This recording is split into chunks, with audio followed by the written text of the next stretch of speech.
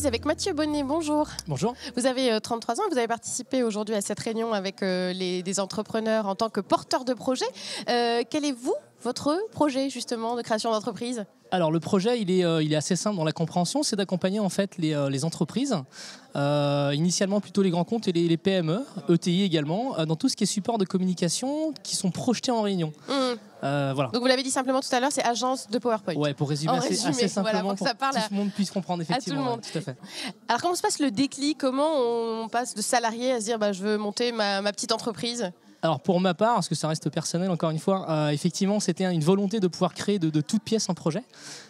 Puisque voilà, quand on est salarié, il y a des avantages, des inconvénients. Et lorsqu'on a, je pense, la fibre de la création d'entreprise, on a un déclic de se dire un jour, je vais pouvoir créer quelque chose. Et puis c'est se donner la chance de pouvoir réussir. Et puis si demain l'aventure ne se réussit pas, ça sera toujours une histoire à raconter et apprendre beaucoup de choses en tout cas. Voilà. Et alors qu'est-ce que vous attendez d'une journée comme celle-ci ? Alors c'est le partage d'expérience. C'est vraiment l'élément clé en fait que je suis venu chercher.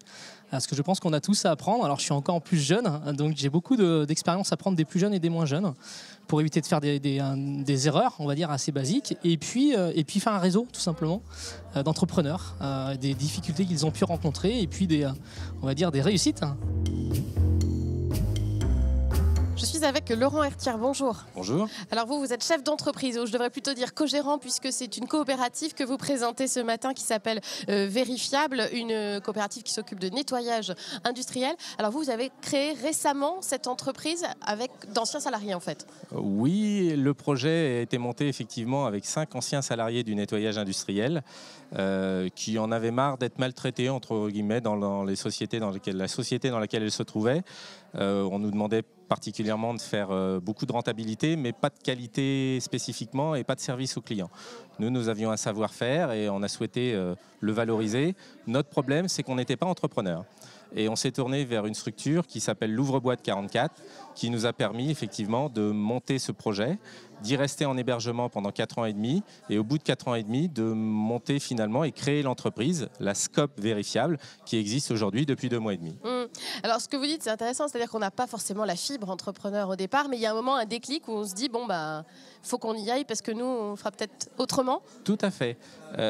C'est probablement l'une de nos marques de fabrique et en ce qui me concerne, moi je ne portais pas en moi le gène de l'entrepreneuriat. Je suis fils de fonctionnaire, je n'avais pas vocation à devenir un jour patron et ça ne m'intéressait pas particulièrement. Pour diverses raisons, je me suis retrouvé dans ce secteur d'activité et mes salariés ou les personnes que j'encadrais à l'époque m'ont dit écoute, on peut faire quelque chose ensemble. Et ce mot ensemble pour moi a été très très important et je me suis tourné effectivement vers les structures de création de l'entreprise pour essayer de monter un projet collectif. Et alors justement, là, les échanges ce matin avec les autres porteurs de projets, c'est ça aussi le message qui est passé, les interrogations qu'ils avaient, c'est ça comment on remet un petit peu l'humain au cœur du projet ? Oui, c'était notre vocation. On ne le savait pas véritablement. On était porteur d'un certain nombre de valeurs morales que nous avons identifiées grâce à l'ouvre-boîte comme étant effectivement des valeurs se rapprochant de la responsabilité sociétale des entreprises qui ont été intégrées finalement dans la genèse de notre entreprise. Et on a remis effectivement l'humain au centre des prestations de nettoyage dans un secteur d'activité qui n'est pas particulièrement valorisé et qui a oublié un petit peu que la valeur des personnes réalisant les prestations venait effectivement des prestataires eux-mêmes.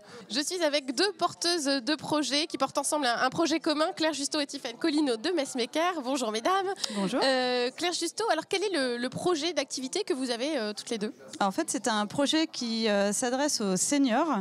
On voudrait faire appel à eux pour qu'ils valorisent leurs compétences personnelles et professionnelles dans des missions auprès des particuliers et des entreprises. Tiffaine, comment est née l'envie de devenir patronne, puisque c'est bien de ça dont il s'agit. C'est quoi le parcours ? Alors après 7 ans de congé parental, c'est dur de redevenir salarié aujourd'hui. Envie d'indépendance et surtout de pouvoir rester auprès de nos familles, enfin surtout de nos enfants, voilà, et de pouvoir gérer justement à deux, porter ce projet à deux. Voilà. Alors, et qu'est-ce que vous attendez de rendez-vous comme aujourd'hui, de rencontres comme cette, dans le cadre de la semaine de la création et de la reprise d'entreprise ? Quand on est tout jeune, porteur de projet comme ça, on a des idées qui partent un petit peu dans tous les sens, donc on a besoin de se canaliser. Et du coup, on a besoin de prendre des conseils pour savoir comment se répartir les tâches, vers où il faut aller, voilà, prendre des conseils à droite à gauche. Ça a été utile là, depuis ce matin déjà? Pour l'instant, oui. Vous partez déjà avec pas mal d'infos? Oui, pour l'instant, oui. Et puis encore, la semaine est encore longue et je pense qu'à la fin de la semaine, voilà, on aura beaucoup d'idées et de choses qui seront un peu plus posées. Vous serez mieux armés. Tout à fait. C'est la fin de notre émission ici à la Maison de la Création à Nantes, mais ce n'est que le début de la semaine de la création et de la reprise d'entreprise. Si vous voulez assister aux différents rendez-vous pour, par exemple, tester votre projet avec le statut d'auto-entrepreneur salarié, encore apprendre à pitcher votre projet ou choisir votre statut juridique, eh bien ça se passe toute la semaine jusqu'au 2 juin. Toute la programmation est sur le site internet lessupportersdelacreation44.fr. Excellente soirée sur Télé Nantes et à très bientôt.